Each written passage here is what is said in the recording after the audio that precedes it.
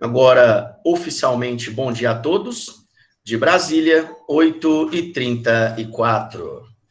Vamos lá, terça-feira, mais uma aula de história, né? A melhor matéria do universo, melhor coisa que pode acontecer na vida de vocês. Não adianta falar que matemática é melhor, que física, que química é melhor, porque isso são matérias criadas pessoalmente pelo próprio Tinhoso para atrapalhar a vida de vocês. Matemática é bonito enquanto tem número, quando coloca letra, fode tudo, né?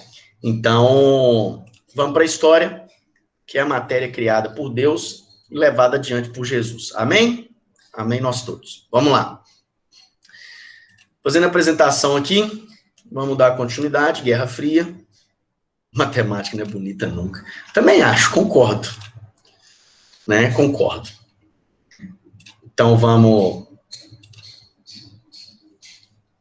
mostrar aqui para vocês. Peraí. Eu sempre esqueço desse detalhe. Aí, agora sim.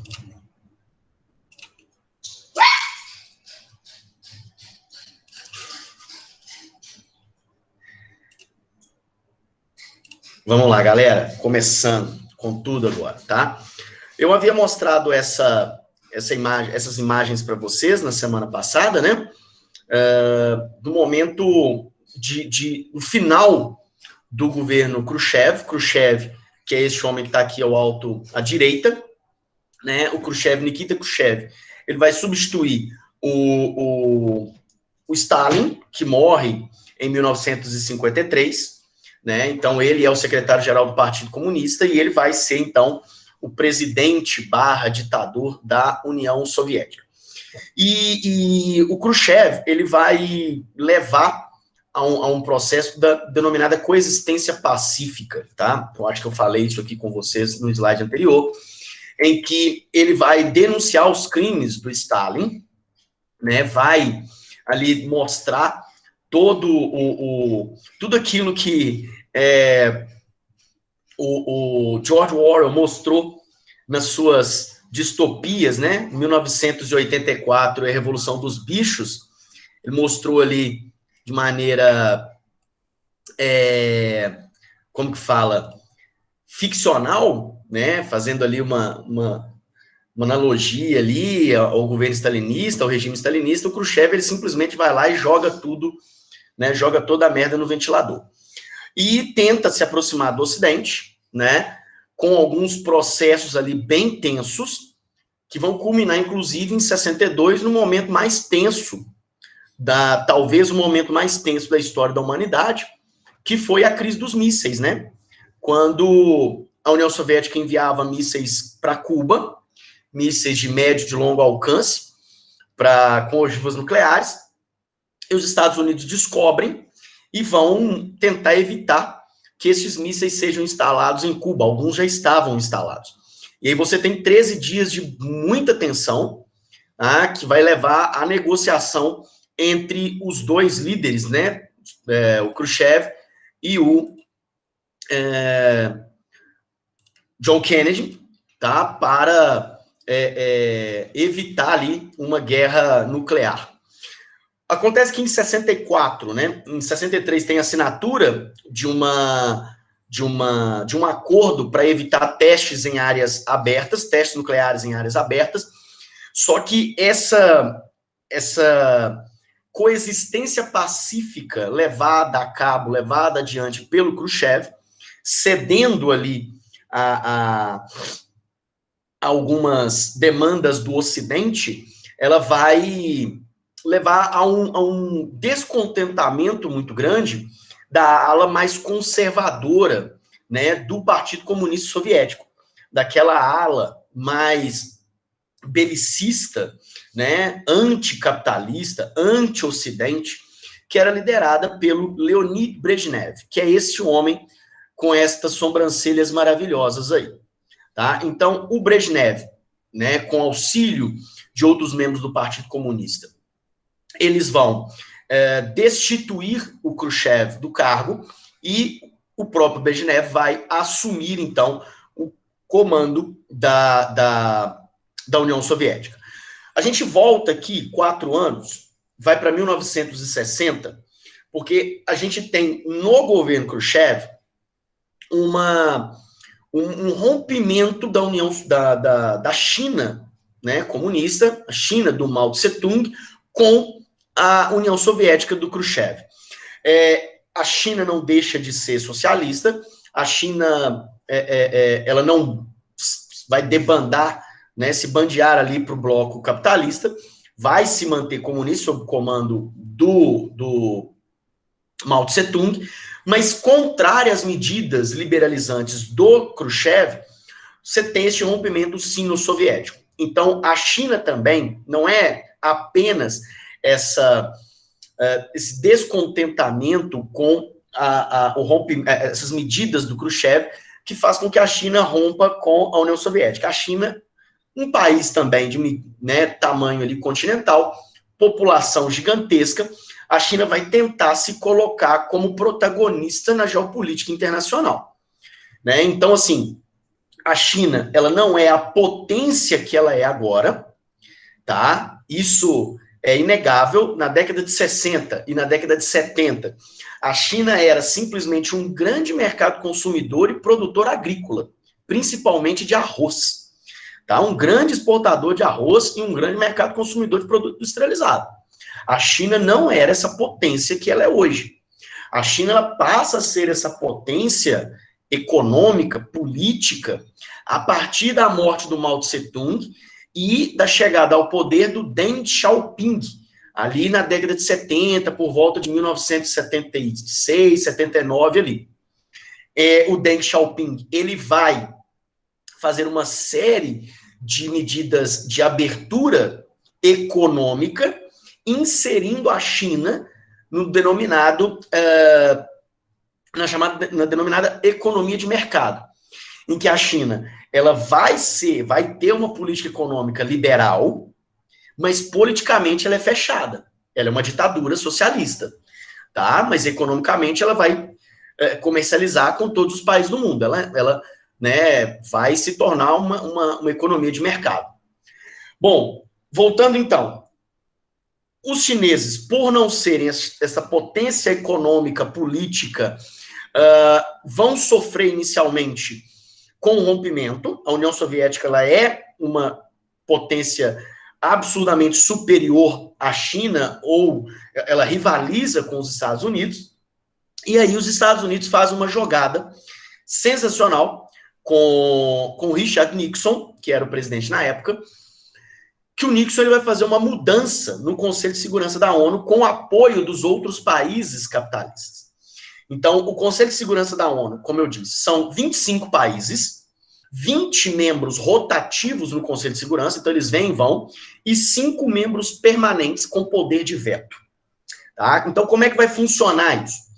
Para haver uma declaração de guerra, um país ele precisa... isso eu estou querendo dizer na teoria, tá, pessoal? Não acontece isso de maneira majoritária. Mas, exemplo, para ficar mais próximo da gente aqui. Os Estados Unidos sofrem, e eu vou repetir isso lá, tá? Na aula de Nova Ordem Mundial. Os Estados Unidos sofrem um atentado no 11 de setembro de 2001. Beleza? E aí, os Estados Unidos, então, descobrem que a Al-Qaeda, baseada no Afeganistão, comandada pelo Osama Bin Laden, foi quem efetuou não só o atentado contra as Torres Gêmeas, mas vários atentados no mesmo dia, em sincronia, né? No mesmo dia, no 11 de setembro. Atentado contra o Pentágono, tentaram um atentado contra a Casa Branca, o avião foi derrubado antes. Então, assim, você tem estes eventos, e aí, quando a Al-Qaeda, ela vai exigir o reconhecimento pelos atentados, os Estados Unidos vão chegar e falar assim, bom, já que os caras estão no Afeganistão, nós vamos invadir o Afeganistão. Então, quando eles vão propor essa invasão ao Afeganistão, o que os Estados Unidos fazem? Ela leva o plano de invasão até o Conselho de Segurança da ONU. E este plano de invasão ao Afeganistão, né, ele foi aprovado, tá? Ele foi aprovado por unanimidade. Unanimidade. Então você tem Rússia, China, Grã-Bretanha e França, além dos Estados Unidos, que são os 5 membros permanentes, apoiando os Estados Unidos. A invasão ao Afeganistão. Tá? Ao Afeganistão. Agora, lá em 2002, final de 2002, início de 2003, o governo americano, do George W. Bush, diz que precisa conter o eixo do mal no mundo todo. E o governo, o principal governo financiador, né, de terrorismo no mundo, naquela época, era o Iraque, do Saddam Hussein, antigo aliado dos Estados Unidos na década de 80. Nós vamos ver isso ali na frente. E aí, o que vai acontecer? Vão vir com relatórios de que existem armas químicas, de que precisa conter o avanço do terrorismo, precisa invadir o Iraque. Não tem nenhuma prova concreta de que existem essas armas químicas. Tem um filme muito legal com o Matt Damon, que mostra isso assim claramente, chama Zona Verde, tá? Então, assim, disseram que tinha armas químicas, não encontraram nada, mas levaram a matéria até o Conselho de Segurança da ONU. A França apoiou os Estados Unidos, a Grã-Bretanha apoiou os Estados Unidos, mas a China e a Rússia não apoiaram. Os Estados Unidos passaram por cima do veto do Conselho de Segurança e invadiu o Iraque por conta própria. Por que eu estou explicando isso tudo? Porque hoje, o Conselho de Segurança da ONU, e isso é uma matéria que o Brasil bate muito na tecla, principalmente nos governos Lula e Dilma, e também no governo FHC, é de uma reforma no Conselho de Segurança da ONU, dando mais poder aos membros rotativos, ok? Porque o Conselho de Segurança ficou frágil, fragilizado por conta disso. Então, pessoal, o que a gente tem é uma mudança muito interessante aqui em 71, que o Nixon vai fazer, que é para rachar o bloco socialista. Ele vai retomar relações diplomáticas com a China e dar de presente para a China continental, a China socialista, ela vai dar de presente para a China um assento no Conselho de Segurança da ONU, que antes estava com Taiwan, com o governo nacionalista do Chiang Kai-shek. Então, eles mudam. E aí a China entra com uma política chamada de política de uma China. Então, todos os países que vão manter relações diplomáticas com a China devem manter relações diplomáticas apenas com a China continental e não com Taiwan. Porque para a China continental, Taiwan nada mais é do que uma província. É como se Taiwan fosse o Espírito Santo no Brasil. É só mais um estado. Não tem separação, não tem país Taiwan para a China. Entenderam? Então, o governo Nixon faz esse agrado, e aí tem eu brinquei com os professores de humanas essa semana, com o Ricardo, com o Hudson, com o Claudinei, com o Ivaldo, que eu falei com eles assim, que estava preparando a aula de Guerra Fria, a aula de Estados Unidos do século XX, e eu falei assim, cara, eu não vou dar aula para os meninos, não, eu vou passar o filme Forrest Gump, que aí vai ficar de boa, vai ser tranquilo para eles entenderem o conteúdo todo. Porque tem algumas cenas do Forrest Gump que elas são muito, assim, emblemáticas. É um dos melhores filmes que eu já assisti na vida. E tem uma hora que o Forrest Gump ele é enviado, ele aprende a jogar no Vietnã, ele aprende a jogar ping-pong, tênis de mesa, e ele se torna um dos melhores, né, mesa-tenistas americanos, e ele vai jogar na China, porque o ping-pong era que eles chamam de soft power, né? Que era a competição entre atletas estadunidenses e entre atletas chineses para ver quem que era melhor, mas tipo era só para ter uma aproximação diplomática, entendeu? Só para demonstrar que eles estavam se aproximando. E isso, né, deixava a União Soviética, deixava Moscou de cabelo em pé, porque a China, mesmo mantendo-se socialista, ela estava se aproximando do mundo capitalista, principalmente da grande potência capitalista que é os Estados Unidos. Alguma dúvida, pessoal, até agora, por gentileza?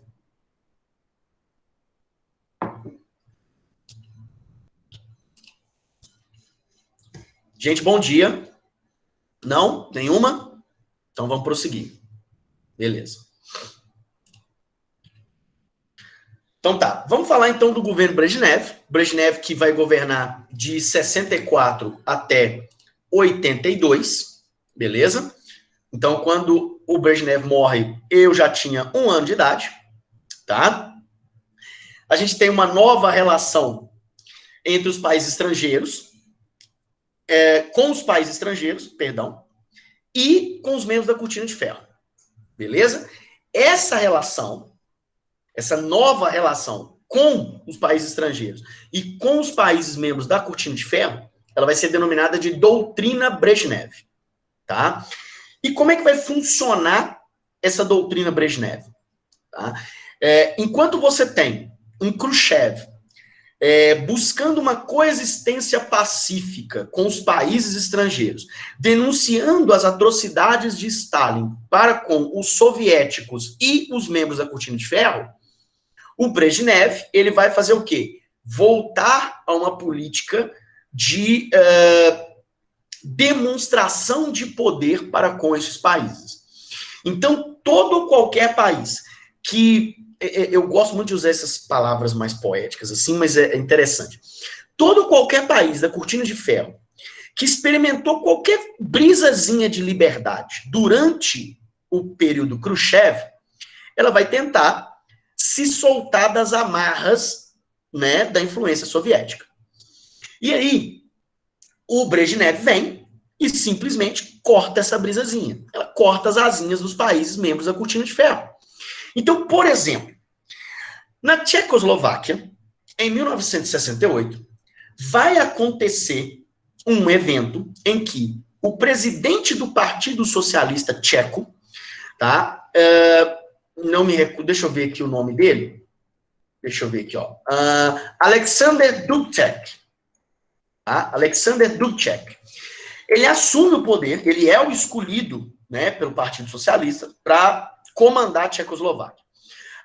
Acontece, que o Dubček, ele é um cara menos autoritário do que o Brezhnev, mais ligado ao Khrushchev, e por isso ele tenta ali se desvencilhar da influência soviética. Então acontece a denominada Primavera de Praga, em que manifestantes vão às ruas exigindo essa diminuição da influência soviética. São manifestantes antissoviéticos, tá? Não significa que eles iam para o mundo capitalista, nada disso. Eles iriam se manter socialistas, mas longe da influência soviética. E aí, o que o Brezhnev faz? Ele simplesmente reprime violentamente, mandando tropas do Exército Vermelho com tanques e fortemente armados para poder acabar com a Primavera de Praga. Ele vai fazer isso, tá? Então, você tem estes eventos dentro da política do Cortina de Ferro, entre os membros da Cortina de Ferro, que o Brezhnev ele vai demonstrar para todos aqueles que estão ali orbitando a União Soviética, em termos de influência, que quem manda ali é a União Soviética. E não tem nada de liberdade, não tem nada de se desvencilhar das amarras da influência soviética, não. Em 79, e aí essa parte ela é muito interessante. Em 79, a União Soviética, né, o Exército Vermelho, invade o Afeganistão. Só para vocês terem uma ideia, pessoal, o Afeganistão, ele é chamado o país, a região do Afeganistão, ela é conhecida como cemitério de impérios, tá? Porque lá na antiguidade, Gengis Khan tenta invadir o Afeganistão e não consegue.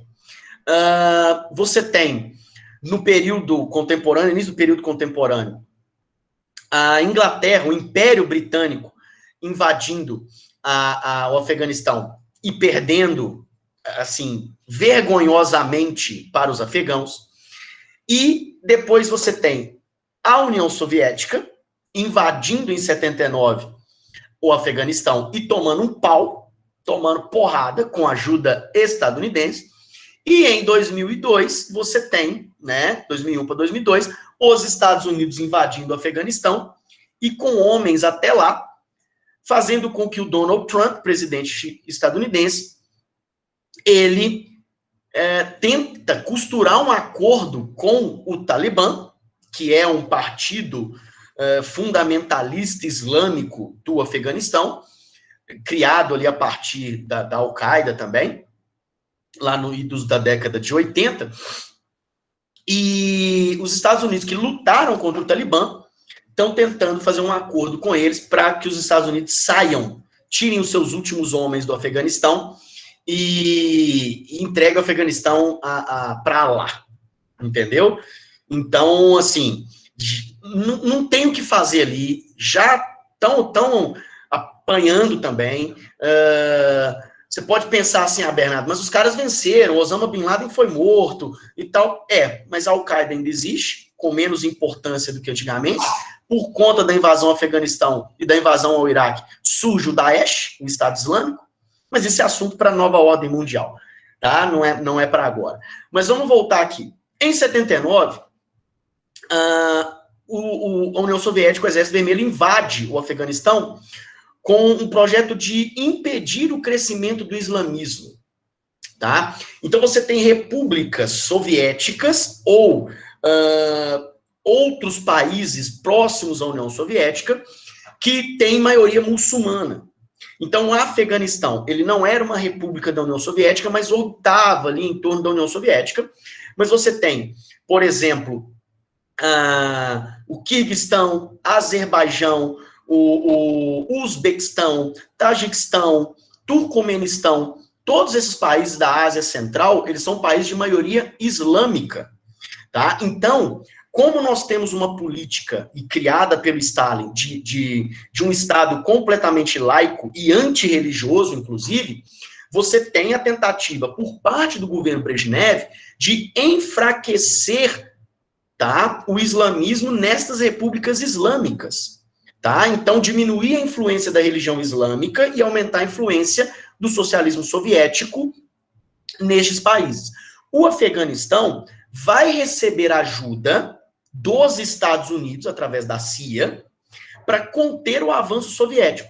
E quando eu digo ajuda, eu estou falando armas e treinamento e dinheiro para poder os afegãos se armarem, ficarem bem treinados e terem mais dinheiro para comprar, porque você não compra arma direto dos Estados Unidos, você vai comprar no mercado negro. Então você dá dinheiro para comprar arma. E aí você tem, então, um amplo apoio estadunidense, né, a essas milícias afegãs comandadas pelo saudita Osama Bin Laden. Olha que interessante isso, cara. O Osama Bin Laden é líder de milícias afegãs que contém um avanço soviético lá no final da década de 70 e durante a década de 80, e posteriormente se voltam contra aqueles que o financiaram, né, e os armaram e os treinaram ali no início dos anos 2000 do século 21. Beleza? Então, você tem este processo aqui no Afeganistão, ali a partir de 79. A União Soviética vai tomar um pau dos afegãos, das milícias afegãs, nesta invasão. Em 82, o Brezhnev morre. Você tem substitutos provisórios durante 3 anos, até que, em 85, é escolhido o novo secretário-geral do Partido Comunista. Este novo secretário-geral do Partido Comunista, que vai presidir a União Soviética, é um homem chamado Mikhail Gorbachev. Tá? Quando Gorbachev assume, as estruturas do mundo socialista, principalmente da União Soviética, já estão, assim, extremamente abaladas. Tá? E aí, o Gorbachev, ele vai abrir a União Soviética para o mundo. Ele dá início a aberturas denominadas liberais, que são a Glasnost e a Perestroika. A Glasnost é a abertura política, ou seja, daqui a um tempo nós vamos estruturar a política soviética para que, depois de alguns anos, tenhamos eleições democráticas. Nós vamos permitir outros partidos políticos. Teremos uma democracia liberal aqui dentro. Beleza? e a perestroika, a abertura econômica. Ô, gente, só para vocês terem uma ideia, tem uma entrevista do Gorbachev, muito antiga, ele dizendo que quando ele assume, ele não tinha real noção de como estavam as finanças da União Soviética. E aí, para vocês terem uma ideia, quando tem, por exemplo, os países da Europa Ocidental, os Estados Unidos e principalmente a União Soviética, que é hoje a Rússia, eles comemoram o Dia da Vitória, que é o dia que a Alemanha se rendeu na Primeira Guerra Mundial. Na Segunda, perdão. E aí, esse ano foi completado 75 anos e não teve esse desfile, porque nós estamos na pandemia do coronavírus, do novo coronavírus. E aí, todo ano ocorria, hoje você tem desfile militar e tal, demonstração de algumas armas ali, aquele negócio todo, mas, bicho, no período da Guerra Fria, eram aqueles mísseis gigantescos, com aquelas carretas enormes, carregando os mísseis e tal. E o Gorbachev, ele contou que durante o final do governo Brezhnev, para tentar dar demonstração de poder, as carretas com os mísseis, por exemplo, os mísseis eram feitos de papelão, não eram os mísseis. Eles queriam demonstrar que estavam com armamento novo, só que não tinha armamento novo nenhum. Os caras faziam mísseis gigantescos de papelão. Ou seja, se chovesse, lascou. Os mísseis iam derreter. Né? Só que nós temos um regime extremamente fechado. A televisão, os meios de comunicação, eles só passam aquilo que o Estado quer que passe. É um regime totalitário ainda. E o Gorbachev, ele vai tentar mudar isso. Tá? O Gorbachev, a partir de 1985, ele vai tentar mudar isso com a glasnost e a perestroika, que são medidas de aberturas, né, política e econômica de cunho liberal. O Ricardo já postou uma aula específica sobre isso também. Sobre o fim do Bloco Socialista, né, Inara, que você está falando? Afeganistão. Ah, não, beleza. Afeganistão. É porque entra dentro do contexto de geopolítica, né, cara? Não tem jeito. O Afeganistão se tornou, assim, um país conhecidíssimo no início dos anos 2000, né? Então, aí, com essa onda liberalizante, né, com essa política de liberdade política, de dar autonomia às repúblicas soviéticas, né, a gente tem em 91 as repúblicas do Báltico, que são a Estônia, Letônia, Lituânia, se declarando independentes. Então, estes 3 países, que estão ali no Mar Báltico, vão se tornar independentes, fazendo aqui desculpa aí a redundância, na verdade, mas vão se tornar independentes, independente do processo de abertura da União Soviética. Eles vão por conta própria. Tá? Então, esses 3 países declaram-se independentes, né? Saem da cortina de ferro, beleza? Diante disso, o Mikhail Gorbachev, ele cria a SEI, que é a Comunidade dos Estados Independentes, e aí, só para efeito de curiosidade, tá, queridos? Em 92, a gente tem a Olimpíada de Barcelona, e com o desmantelamento do bloco soviético, não existe mais a bandeira da União Soviética. Os atletas da antiga União Soviética, eles vão disputar as competições pela bandeira olímpica em nome da SEI, da Comunidade dos Estados Independentes. Tá? Óbvio, exceto Estônia, Letônia e Lituânia. Beleza?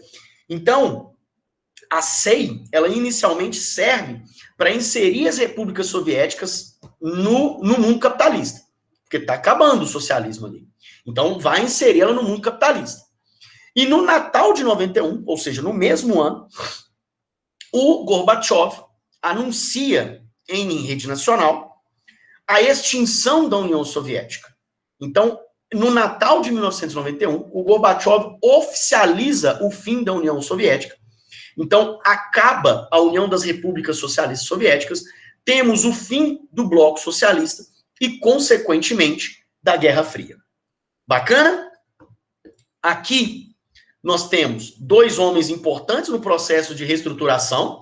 Aqui, o cara que dá fim à União Soviética, o Mikhail Gorbachev, e o cara que vai dar início à SEI e à Rússia, ou a nova Rússia, que é o Boris Yeltsin. O Boris Yeltsin, ele é conhecido por ele ter sido uma espécie de primeiro-ministro do Gorbachev, E em 91, pouco antes do Natal, o Gorbachev ele é sequestrado por membros da KGB e da ala mais conservadora do Partido Comunista, que não queria a abertura política. E aí, o Boris Yeltsin, ele consegue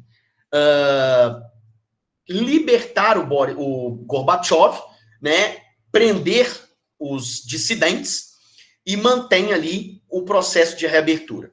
Então, você tem aqui agora, ó, esse mapa nos mostrando o que é a Rússia. Cada pedacinho desse aqui, a Rússia é uma federação, tá? Federação Russa. Então, você tem aqui a Rússia de amarelo, o maior país do mundo, né, territorialmente falando. E aí, aqui, as repúblicas do Báltico, o Mar Báltico, Estônia, Letônia e Lituânia, olha só. Tudo no mesmo dia, 22/8/91. Olha lá, 22 de agosto. Aí você tem Moldávia, Bielorrússia, Ucrânia, tá? Aqui a Península da Crimeia, Mar Negro.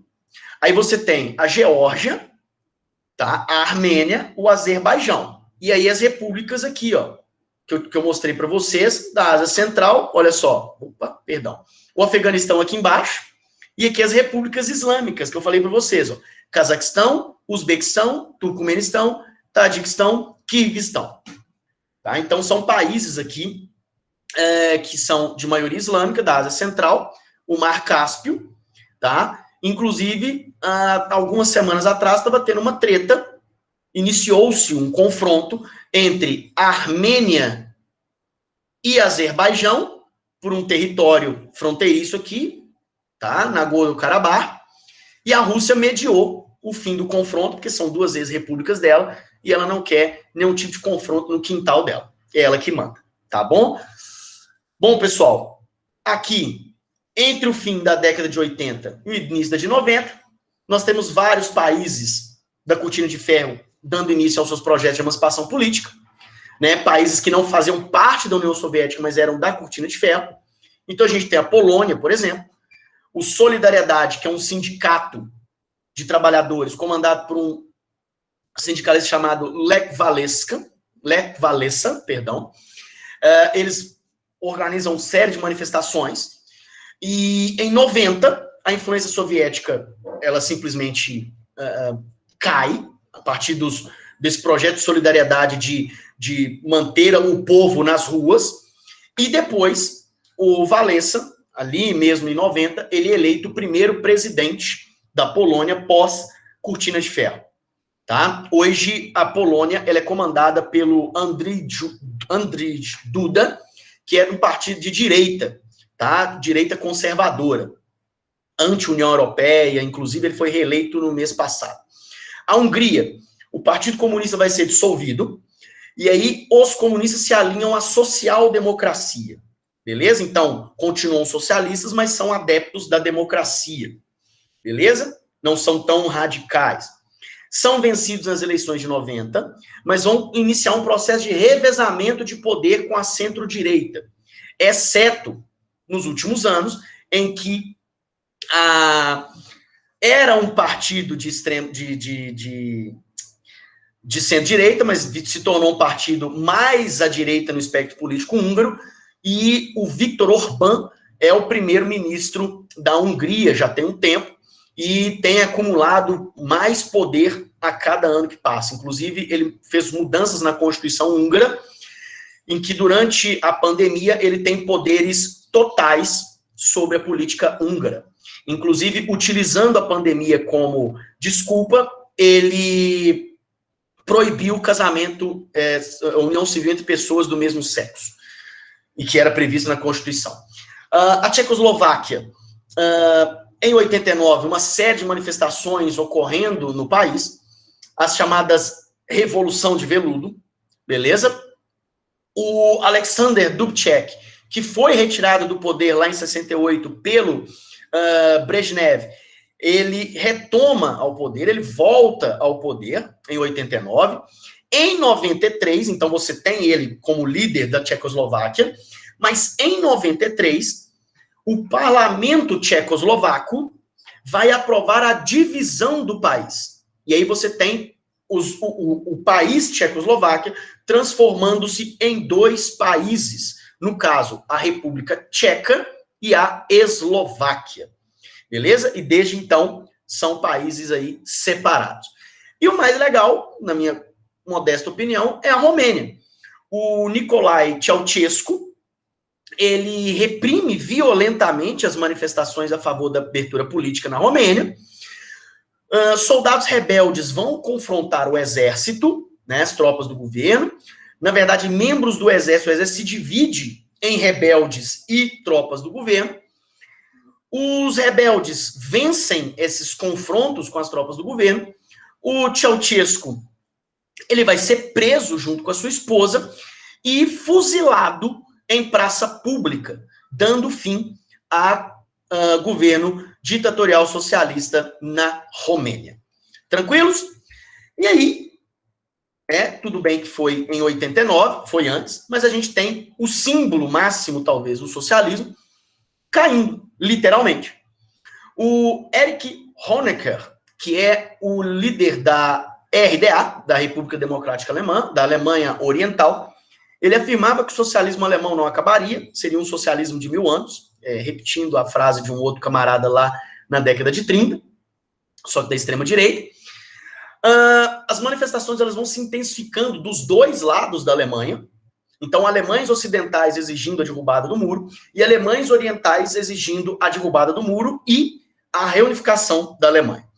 Existe um filme de comédia maravilhoso que vocês podem assistir, que vai falar sobre a queda do Muro de Berlim. Ele é simplesmente maravilhoso. O filme se chama Adeus Lenin, tá? Ele é chique demais, é de comédia, mas ele é muito engraçado, muito legal, muito gostoso de assistir. A Alemanha Oriental, então o governo do Honecker vai executar algumas reformas durante essas manifestações que estão ocorrendo ali, e em 9 de novembro de 89, tá? Então, nós tivemos no ano passado o 30º aniversário, uma multidão se dirige ao Muro de Berlim e o coloca abaixo. Na verdade, aconteceu o seguinte, um porta-voz do Partido Comunista da RDA foi dando uma entrevista coletiva. Ele foi perguntado por um repórter se as pessoas tinham que passar pelos checkpoints e tal, porque diziam que não ia ter mais os checkpoints, que as pessoas podiam transitar entre as duas Berlim. E aí, o repórter chegou para ele e falou assim, mas quando isso vai acontecer? Agora? E aí, o porta-voz do partido chega e fala assim, diante do meu conhecimento, é agora, neste momento. Então, quando ele falou agora, neste momento, ele queria dizer, tipo, não, a partir de agora, não vai ser amanhã, não vai ser daqui um mês, não vai ser daqui um ano. As pessoas já podem começar a transitar. Então, uma multidão de pessoas foi para o muro, dos dois lados. Que isso se espalhou, entendeu? E aí, ficou naquela situação de, tipo, atiramos nos manifestantes, e aí alguns soldados receberam a ordem de atirar, e eles se negaram, que são exatamente estes soldados aqui.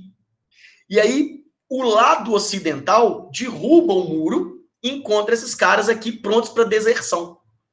E aí você tem a unificação, não a unificação, mas a derrubada do muro, que é o símbolo máximo do socialismo.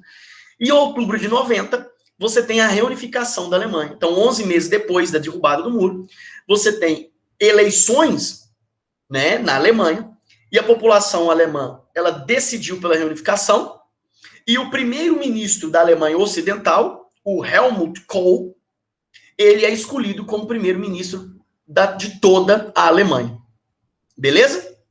Então você tem aí, talvez, o símbolo máximo do fim do bloco socialista, com a queda do Muro de Berlim, e em 91, 2 anos depois, o desmantelamento total do bloco soviético. E aí nós temos o fim dessa bipolaridade, né, geopolítica, né, desse mundo bipolar, e o surgimento de um mundo multipolar, né, de relações multilaterais, que nós vamos falar mais dela lá na frente com a nova ordem mundial. Tranquilos? Bom, alguma dúvida, pessoal, enquanto eu ponho a outra aula?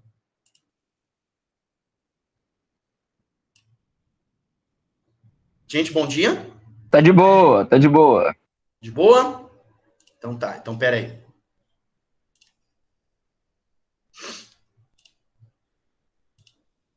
Ô, Isabela, eu tô rachando, ontem eu rachei de rir de você, Isabela.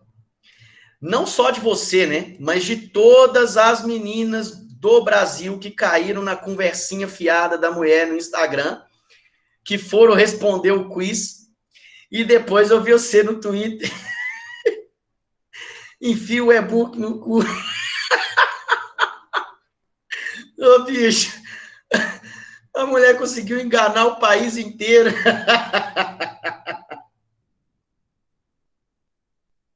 Eu fui abrir o Instagram ontem, que um monte de mulher compartilhando o negócio do quiz e tal, me marca, vai ganhar um brinde. O brinde era o e-book sobre moda. Ai, meu Deus do céu, vocês são demais. Ah, o que essa pandemia tá fazendo com a gente? Tá todo mundo desesperado para ganhar alguma coisa. Ai, Deus. Vamos lá, então. A propósito, Samara. Feliz aniversário para você, viu? Você fez aniversário essa semana, parabéns, saúde, viu? Sucesso. Seu presente chega em março do ano que vem, tá bom? Com a nota do Enem e sua aprovação, tá bom? Amém, isso mesmo. E se alguém mais fez aniversário e eu não vi, feliz aniversário também. Vamos lá, galera. Vamos para os Estados Unidos no século XIX, tá? Aqui eu coloco esse cara na capa, porque eu acho que é uma das figuras mais emblemáticas. Parabéns, Giovana. Parabéns, viu? Sucesso para você também, que seu presente venha em março do ano que vem. Tá bom? Então, galera, se liga. Nós temos aqui, eu coloquei esse cara, para mim é uma das figuras mais emblemáticas do século XX, junto com Nelson Mandela, né, junto com o próprio Mahatma Gandhi, e a luta dele pelos direitos civis dos negros americanos se baseia, em parte, na luta pela independência da Índia, que nós vamos falar em descolonização afroasiática, né, na luta pela independência da Índia, comandada pelo Mahatma, né, o Mahatma Gandhi. Então, nós temos aí o Martin Luther King Jr., pastor evangélico, que vai liderar uma luta justa pelos direitos civis dos negros americanos. Mas antes de falar dos direitos civis, a gente vai falar do macartismo, que é uma das páginas das mais sombrias da história dos Estados Unidos. E quando eu digo da história dos Estados Unidos, eu não estou dizendo da história recente, eu estou dizendo da história dos Estados Unidos. A gente pode colocar aí junto com a longa marcha, né, dos indígenas, né, no período de expansão para o oeste, né, o macartismo e a invasão do Iraque, por que não? Né, junto também com o Watergate, que nós vamos falar daqui a pouco. Nós temos um senador republicano, conservador, chamado Joseph McCarthy, que é esse camarada aqui, tá? O McCarthy, ele cria, dentro do contexto ali de Guerra Fria, né, nos anos 50, né, a coisa está bem pesada entre os dois blocos, ele cria o Comitê de Investigação de Atividades Anti-Americanas, ok? E esse comitê, no Senado, ele tem como objetivo investigar supostos inimigos do Estado americano. Então, qualquer pessoa que fosse vista como um possível anti-americano, um socialista, ele entrava nas chamadas listas negras do senador McCarthy. E ele era levado ao comitê para poder ser inquirido, para poder ser interrogado, ok? E tudo feito de maneira muito parcial, né?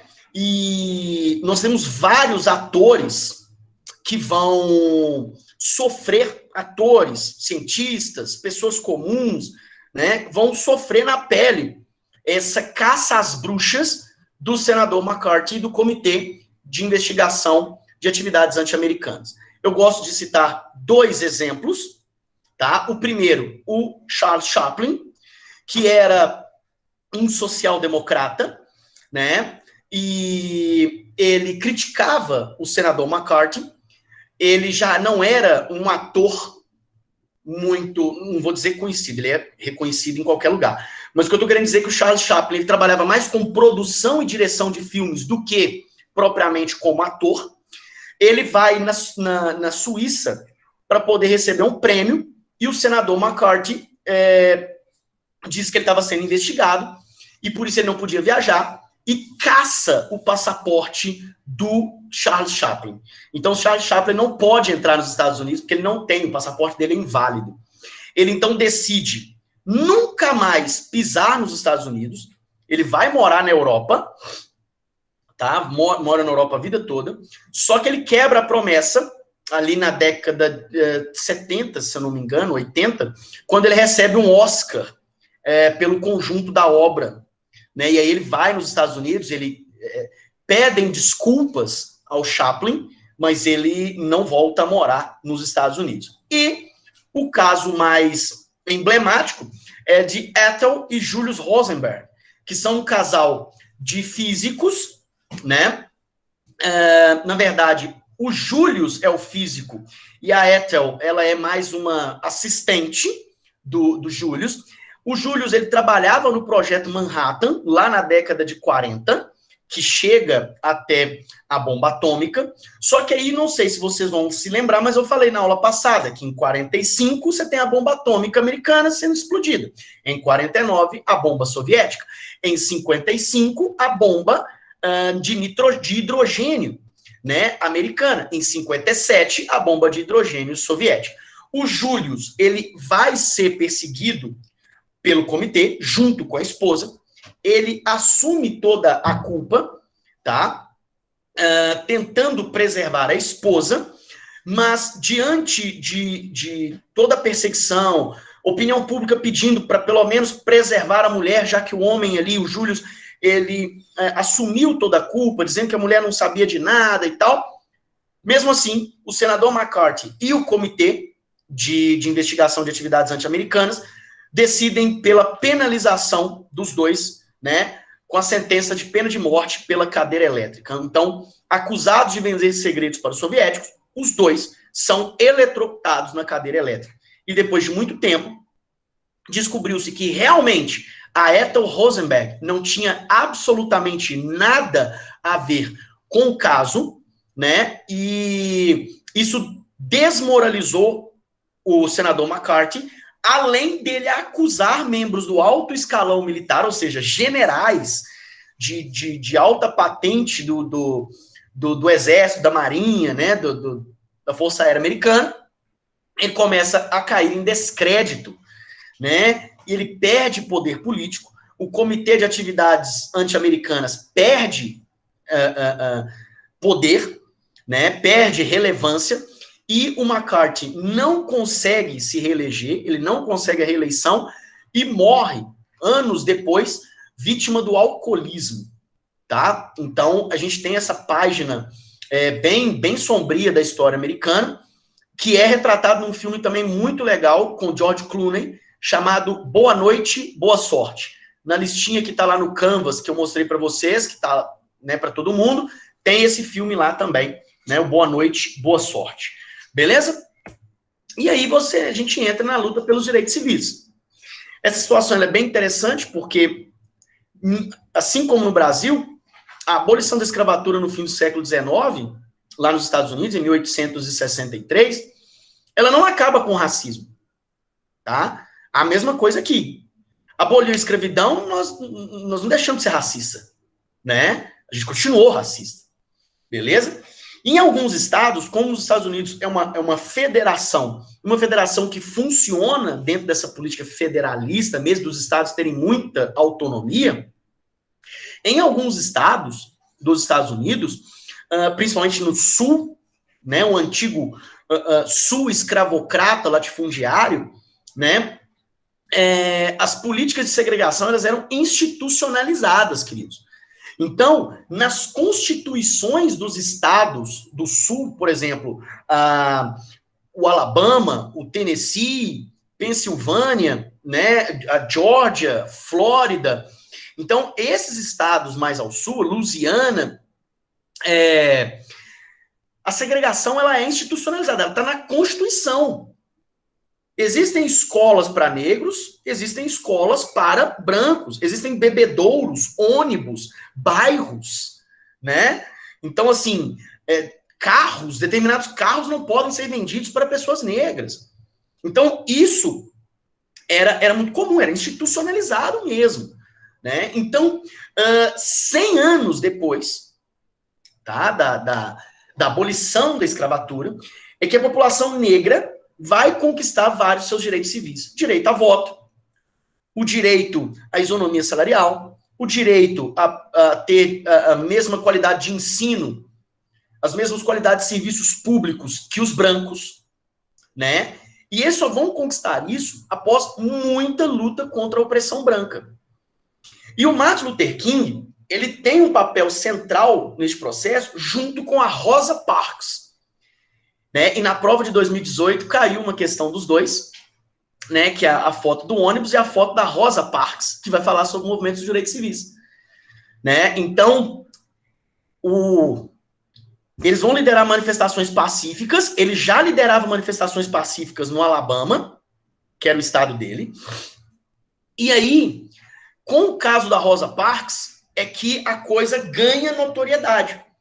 Por quê? Na cidade que ela vivia, que agora eu esqueci completamente o nome, os ônibus têm lá a separação. E quando o ônibus está cheio de pessoas brancas, os negros têm que dar lugar para os brancos.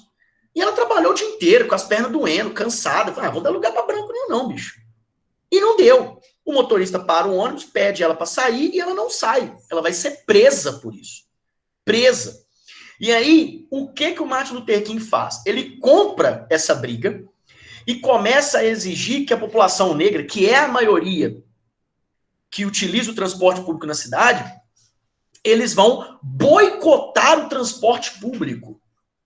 Então as pessoas, elas vão andar, caminhar quilômetros de distância, mas vão boicotar o serviço público. Então é uma luta não violenta, né? É a ideia da não violência. É atrapalhar os serviços, o ganha-pão do homem branco, por assim dizer. Né? E vai ter muito protesto, vai ter muita violência repressiva dos governos do Sul, mas a marcha para Washington, que é a foto de capa dessa aula, onde nós temos em torno de 250 mil, alguns veículos dizem em torno de 500 mil de pessoas, vão a Washington, liderados pelo Martin Luther King, para exigir que o Congresso vote, aprove os direitos civis dos negros americanos. E isso vai ocorrer. Não é só, né, não é só o Martin Luther King e a Rosa Parks. Eles vão trabalhar nessa linha de não violência, mas você tem o Malcolm X, que vai trabalhar junto à Irmandade Muçulmana para lutar contra a opressão branca. E aí, quando eu digo lutar, eu digo ir pra porrada mesmo. Se agrediu, se matou, se, né, alejou um homem negro, nós vamos retribuir na mesma moeda. Então, o Malcolm X, ele vai ser esse contraponto à ideia do Martin Luther King, mas eles encontram várias vezes para tentar convergir na ideia de lutar juntos pelos direitos civis. Os Panteras Negras ainda são mais radicais. Os Panteras Negras, eles querem a separação, e o Malcolm X, inclusive, vai comprar um pouco dessa ideia. Eles querem a separação dos Estados Unidos em Estados Unidos branco e Estados Unidos negro. E vão ser um grupo muito perseguido pelo FBI, tá? Como um grupo terrorista mesmo, porque eles andam armados o tempo inteiro para se defender da opressão branca. Beleza? E o outro nome que eu acho fantástico, que aí ela vai lutar dentro do academicismo, dentro da universidade, dentro da academia, que é a Angela Davis. E Angela Davis, ela está viva até hoje, né? O Martin Luther King, o Malcolm X, eles foram assassinados por supremacistas brancos, né? O Malcolm X mais pela questão do islamismo, não tanto supremacia branca. Os Panteras Negras, vários presos, vários mortos, né? A coisa da violência exacerbada depois da conquista dos direitos civis, ela não foi tão para frente, mas a Angela Davis, ela é uma ativista até hoje. A Angela Davis, ela é reconhecida como uma ativista importante, e a Angela Davis é que vem com a frase que não é possível apenas combater o racismo, é necessário ser antirracista, né? Então ela vem com essa ideia do estudo do antirracismo na academia, nas universidades, né? No centro de produção de conhecimento. Então, são vários outros nomes também importantes. E lá é bem interessante porque existe um feriado, um feriado nacional. Maria Clara, se eu estiver falando merda, você me ajuda. Mas existe o dia de Martin Luther King Jr., tá? Aqui no Brasil a gente tem o dia da abolição da escravatura, que não é feriado, que foi assinado por uma mulher branca. E nós temos o dia da consciência negra, no dia 20 de novembro, em que o presidente da Fundação Palmares, que analisa essas questões do movimento negro e tal, disse que não tem necessidade nenhuma, que zumbi não é importante, que racismo não existe, que é tudo mimimi, fruto de vitimismo, tá? Então, como eu disse, cada um desses buscou uma maneira de lutar contra a opressão segregacionista, alguns com violência, outros sem violência. Aqui nós temos a Angela Davis, essa mulher aqui. Aqui o Malcolm X, tá? Os Panteras Negras, alguns membros dos Panteras, do grupo dos Panteras Negras, que tinha no país inteiro, tá? E aqui, Martin Luther King e Rosa Parks. Essa é a fotinha da Rosa Parks que caiu no Enem em 2018. Tá bom? O livro A Liberdade é uma luta constante da Angela Davis, é fantástico. Isso mesmo, Larissa. Ela é maravilhosa. Ela é maravilhosa, uma voz muito importante. Ela foi colocada na lista do FBI, como uma das pessoas mais perigosas dos Estados Unidos, na época que ela era ativista, né? Ela chegou a ser detida, inclusive. Isso. Valeu, Maria Clara. Falou aí que realmente é um dos poucos feriados nacionais, assim, isso é importante de ressaltar. Mesmo com toda essa conquista dos direitos civis, é a mesma coisa da questão da abolição. Alcançar os direitos civis não significa que você diminui o racismo. Então, a população negra, ela ainda é marginalizada, a grande maioria vive sob constante, né, atos racistas, beleza? E nós temos, a partir do momento em que o Donald Trump ele é eleito, a gente tem grupos supremacistas ganhando voz. Não que ele apoia diretamente esses grupos supremacistas, mas ele não os condena, né? Ele não fala, não condena os atos.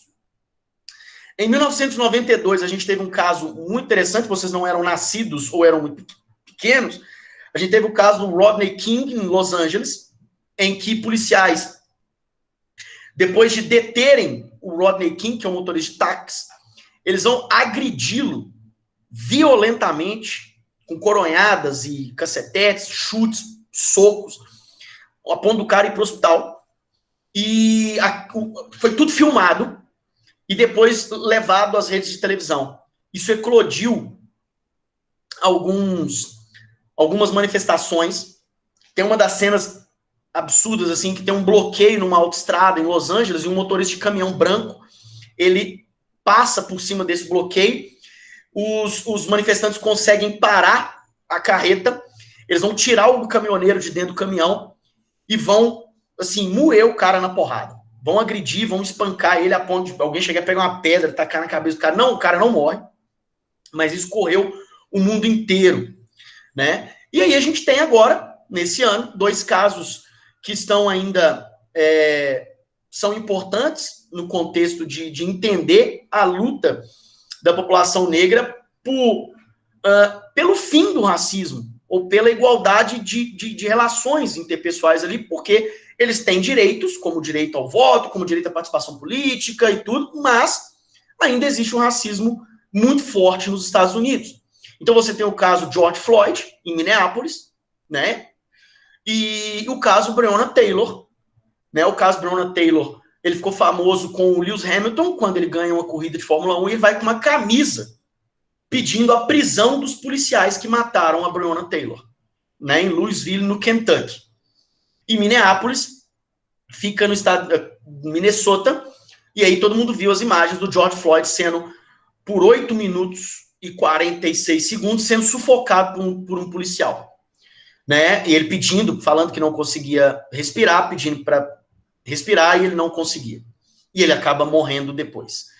Então, isso leva a várias manifestações, como Black Lives Matter, e isso inclusive, foi importante para o processo eleitoral atual, porque a gente tem os Proud Boys, que são grupos supremacistas brancos que atuam nos Estados Unidos, criando milícias supremacistas, em que eles, inclusive, deixaram claro o apoio ao Donald Trump, e o Donald Trump não negou e nem agradeceu ao apoio dos Proud Boys, mas ele não fala nada sobre isso. Então é uma situação bem, bem complicada. Vocês moravam em Louisville, é 1 hora de onde você morava. Isso. Então, assim, o presidente ele deveria se pronunciar, deveria dizer, não quero o apoio desses caras, eu não sou supremacista, eu sou o presidente de todos os americanos e eu não quero apoio desses caras, porque eles são supremacistas, eu não dou apoio. Nós tivemos ali em 2018 manifestações em Charlottesville, na Virgínia, que é um estado bem conservador, mas é uma cidade com uma universidade e muito progressista. E aí a gente teve alguns protestos para a retirada da estátua do Robert E. Lee, que é o general dos confederados. E aí supremacistas brancos, inclusive sinalizando, cumprimentando o cumprimento do Heil Hitler e tal, foram até Charlottesville para poder evitar a retirada da estátua do Robert E. Lee, que era o general confederado. É uma questão muito complexa até os dias de hoje nos Estados Unidos e, quiçá, no nosso país a gente não discute tanto isso, tá? O caso Watergate é outra página sombria, porque o Richard Nixon, aquele mesmo que retomou as relações diplomáticas com a China, fazendo até uma política de soft power, ele é acusado, o governo Nixon, pelo jornal Washington Post, de mandar colocar escutas telefônicas na sede do Partido Democrata para pegar os planos para as eleições que aconteceriam no ano seguinte. Então, galera, ele tentou espionar, tá? Na verdade, ele espionou o Partido Democrático na eleição que ele venceu.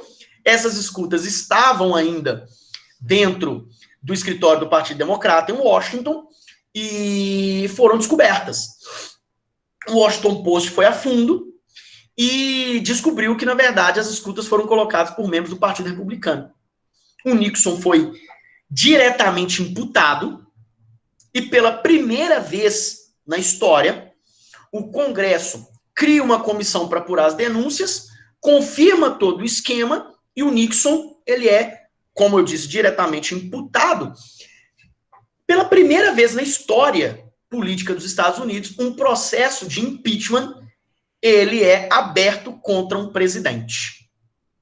O Nixon, para fugir do impeachment e perder os direitos políticos, ele então renuncia à presidência da República em agosto de 73.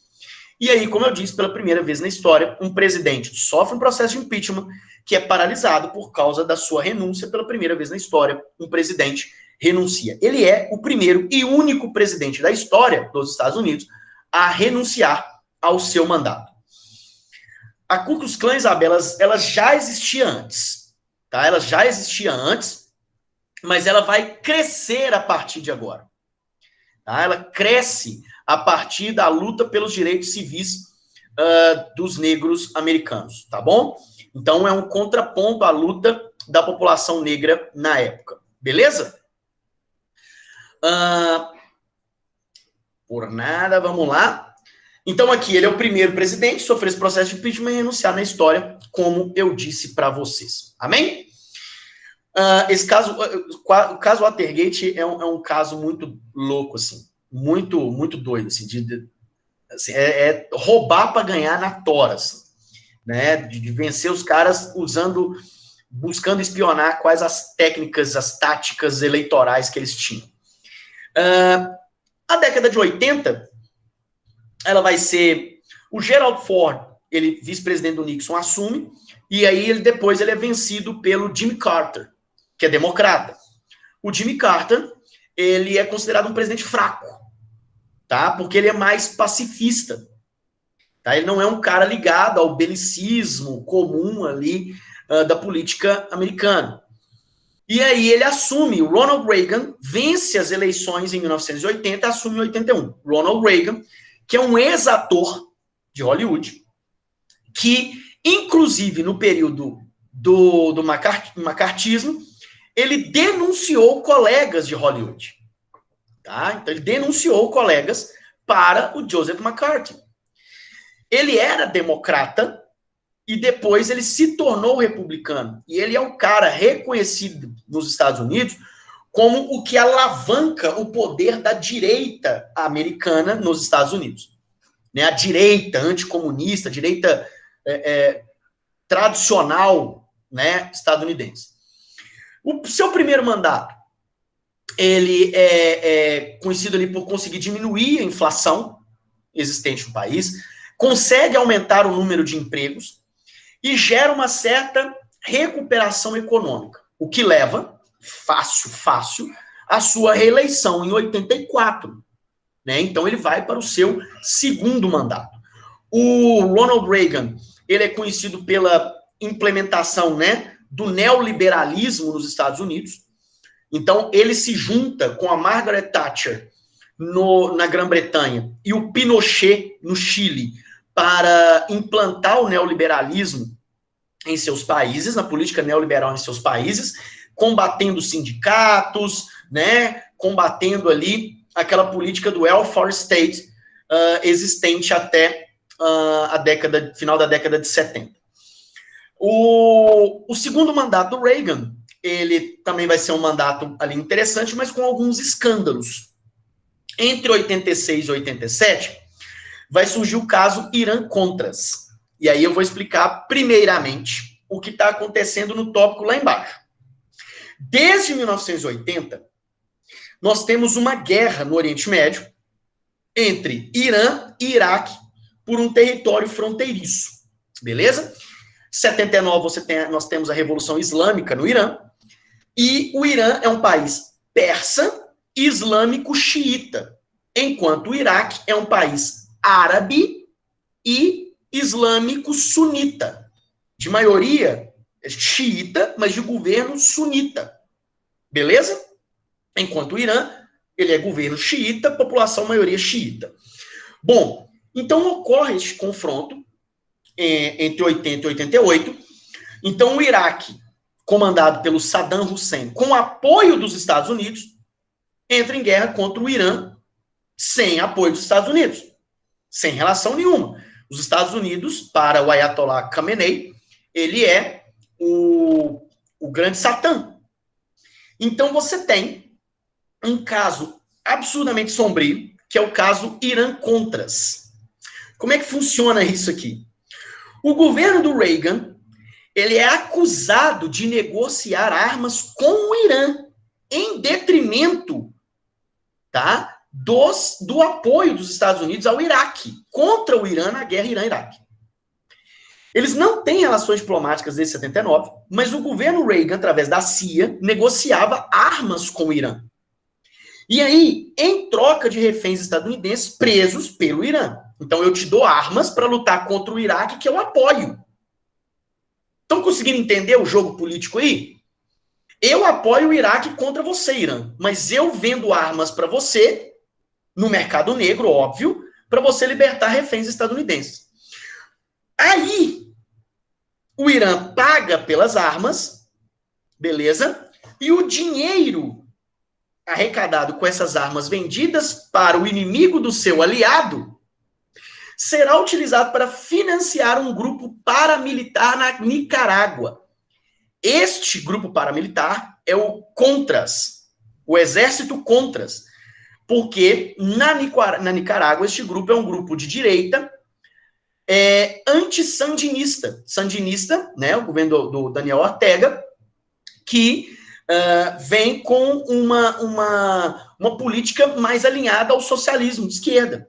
E como o Reagan combatia o comunismo, ele vai, então, financiar um grupo paramilitar de direita na Nicarágua contra os sandinistas. E isso vai ser descoberto. Beleza?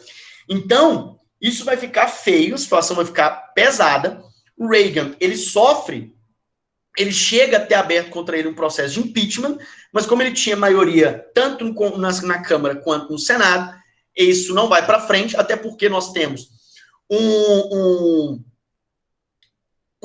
membro da CIA que vai assumir toda a culpa, além de um camarada, piloto de avião, que vai também assumir toda a culpa. Agora eu esqueci o nome dele, mas o Tom Cruise vai fazer o papel dele no filme chamado Made in America, ou Feito na América, né? Um filme bem bacana, quem quiser assistir, pode assistir. Eu esqueci o nome do cara agora aqui na minha cabeça. Perdão, eu tinha pegado o nome dele e acabei esquecendo. Enfim, nós temos então este caso, o Reagan, ele vai ser substituído, né, ali em 1989, pelo seu vice-presidente. Seu vice-presidente vai ser eleito, né, o George H.W. Bush, ou George Bush pai, que vai iniciar uma guerra no Iraque, né, contra o Iraque do Saddam Hussein, antigo aliado, porque o Iraque invade o Kuwait, e aí a gente tem a primeira guerra do Golfo, tá? Então, a família Bush gosta muito do Iraque, beleza? Ou de pelo menos invadir e destruir o Iraque. A gente sabe muito bem que não tem questão de arma química nenhuma ali, o lance era pegar o petróleo, ter controle do petróleo iraquiano, beleza? Aqui, pessoal, a década de 80, em termos econômicos, ela é considerada a chamada década perdida. Eu não digo que ela é década perdida, porque eu nasci na década de 80, então, vocês me desculpem, não sou perdido na vida. Mas, economicamente, ela é considerada a década perdida, principalmente a segunda metade da década de 80, porque nós temos uma economia mais fechada, e dentro do contexto neoliberal, você tem o processo de globalização econômica. E esse processo de globalização econômica, ela leva a economias do mundo todo a entrarem em recessão, até se adaptar ao processo, né? E esse processo de recessão, em todo o mundo, ele acentua a pobreza e aumenta as desigualdades sociais em todo o planeta. Então, apenas ali na década de 90 para frente, é que nós vamos ter o mundo saindo desses processos recessivos inflacionários, tá? E voltando a ter um crescimento econômico de fato, né? E aí você tem, é óbvio também que com o desmantelamento do bloco socialista, isso vai auxiliar nesse crescimento, que você vai ter abertura de mercados para produtos industrializados de países industrializados. Beleza? Bom, pessoal, alguma dúvida, por favor, até agora? Até agora não, né? No todo. Tranquilos? Sim? Então tá bom. Gente, obrigado pela atenção de vocês, tá? Obrigado mesmo. Uma boa semana para todos. Fiquem com Deus. Vou postar tudo daqui a pouco. E aí, a gente... lista de exercício e tudo, então à tarde vai estar tudo aí para vocês resolverem, tá bom? Um grande beijo Fiquem com Valeu, Deus. Bernardo. Valeu, brigadão, pessoal. Tchau, tchau. E até semana que vem, viu? Com Deus. Tchau, tchau, galera.